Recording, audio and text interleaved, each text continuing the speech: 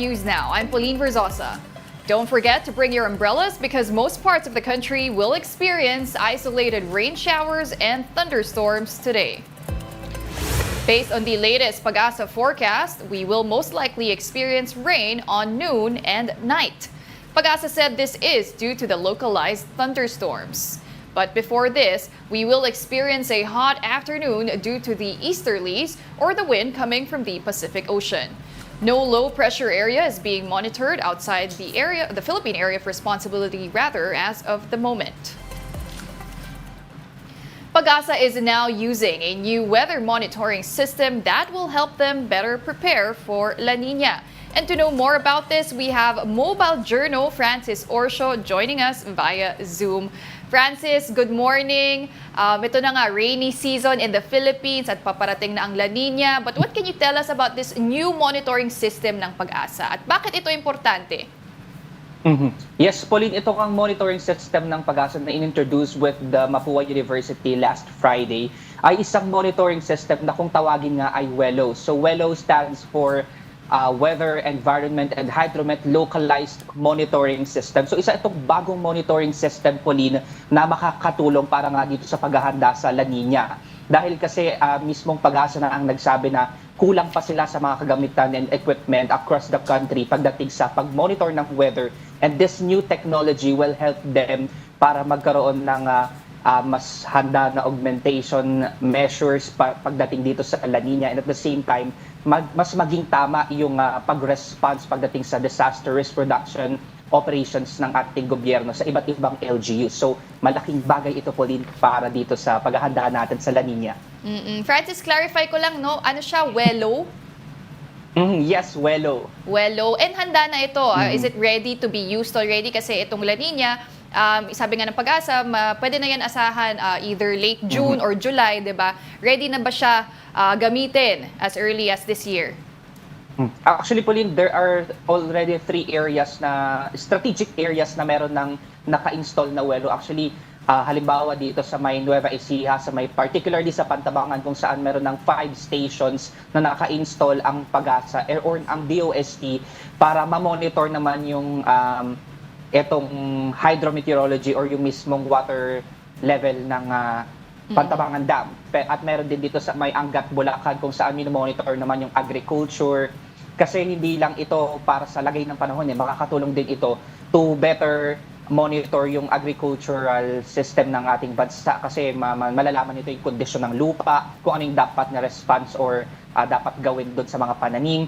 Tapos meron na din sa may General Nakar at Infanta Quezon kung saan minomonitor naman dito yung disaster risk reduction preparations ng LGU dito kasi isa ito sa strategic area kung saan dahil nasa upstream sa kabundukan doon nanggagaling yung mga pag-uulan, malalaman kung ano yung magiging epekto ng nitong ulan sa mga nasa kapatagan, kung gaano karami yung babagsak na tubig, paano dapat ito paghahandaan. So ito yung mga 3 areas na nasa pilot study ngayon ng Pag-asa at ng DOST para makita natin kung gaano talaga kalaki yung maitutulong nitong WELO. Francis, ito, interested ako, no? Locally made ba itong weather monitoring system na ito or in-import yan galing sa ibang bansa or proud Pinoy? Proud na gawa yan natin? Actually, I mean, Pauline, since this is a 100% or in-invent siya ng Mapua University, ito ay 100% Filipino-made kasi kahit yung mga mismong hardware or yung mga equipment na ginamit to build this equipment or yung technology ay locally manufactured. Kaya masasabi natin na ito ay 100% Filipino-owned at invented. Wow, nakaka-proud naman talaga malaman yan. Ito, Francis, ano rin, gaano ba kalaking pondo ang nilabas din ng Pag-asa rito? Sabi mo nga, made in Mapua yan. So mga, syempre, estudyante, mga engineers, ganyan. Pero in collaboration with Pag-asa, gaano kalaking pondo yung ginamit? At pwede rin ba yan, halimbawa, gamitin rin sa mga LGU para mas maraming mga kababayan natin ang makagamit niyan?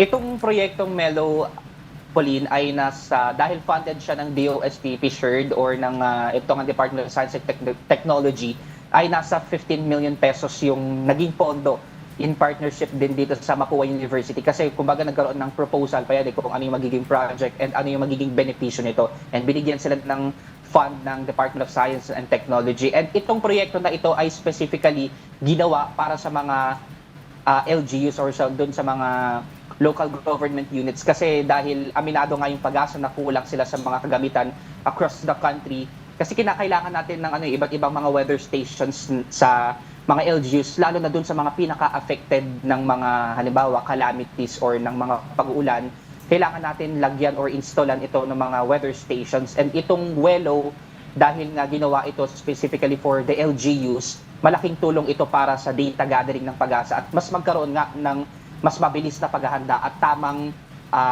preparations kung ano yung mga response na kailangan gawin ng each LGUs, kung ano man yung specific na problems na mahaharap nila kung sakaling halimbawa ito nga dumating yung La Nina. Ayun, Pauline.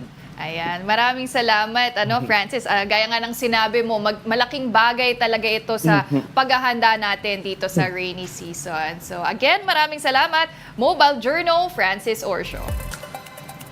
We'll be back with more stories after the break. Keep it here on One News.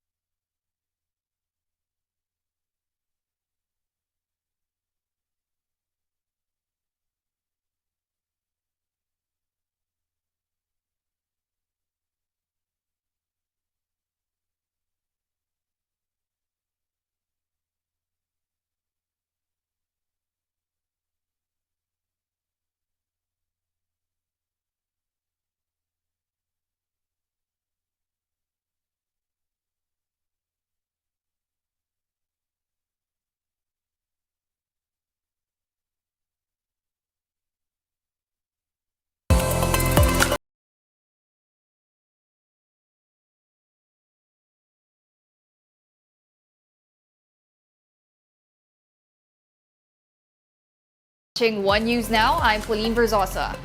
5 out of 10 Filipinos are in favor of legalizing divorce for irreconcilably separated couples. Based on the latest SWS survey, 50% of the respondents agreed that married couples who have separated and cannot reconcile should be allowed to file for divorce. 31% disagreed, while 17% are still undecided. The survey was conducted from March 21 to 25, a month before the lower chamber approved the absolute divorce bill. UP Law Senior Lecturer Attorney Virginia Viray weighs in on talks surrounding the divorce bill. Here's an excerpt from her interview on The Big Story.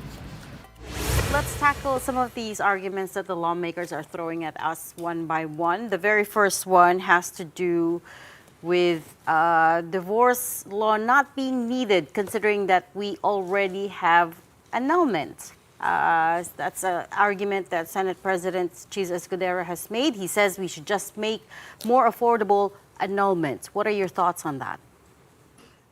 Well, first off, I disagree with a good senator. I think that misses the point about the core issue about annulment.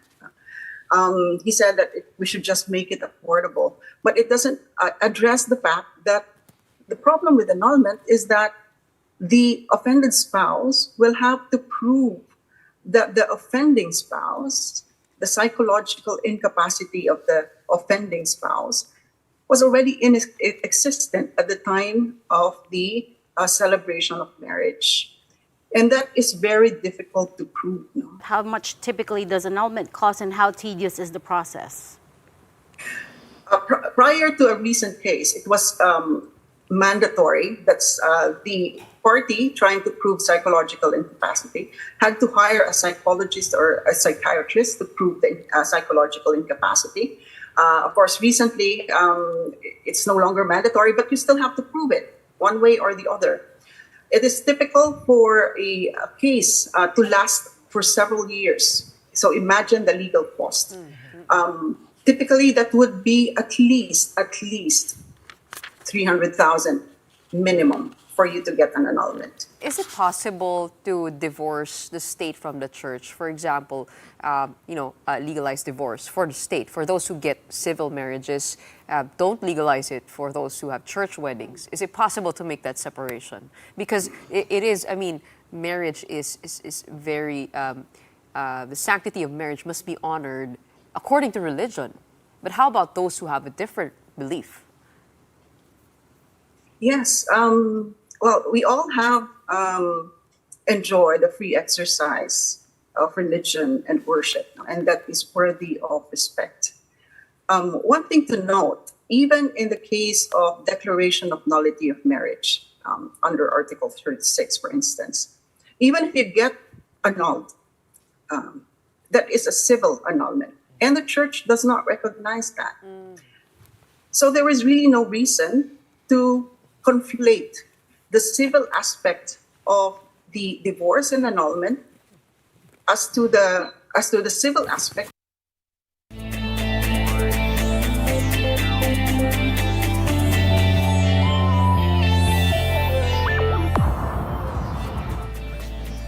Alas Pilipinas fell short against powerhouse China in the 2024 AVP Cup Challenge for men in Bahrain. The national men's volleyball team put a gallant fight against China despite a straight set loss, 19-25, 22-25, 22-25. Alas Pilipinas tried to capitalize on China's errors all throughout the game, but China's offense was too much for the Pinoy Spikers. They will try to bounce back tomorrow as they face host country Bahrain.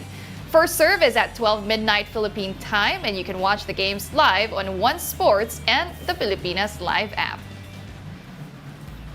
And those are the top stories of the hour. I'm Pauline Verzosa. We are One News.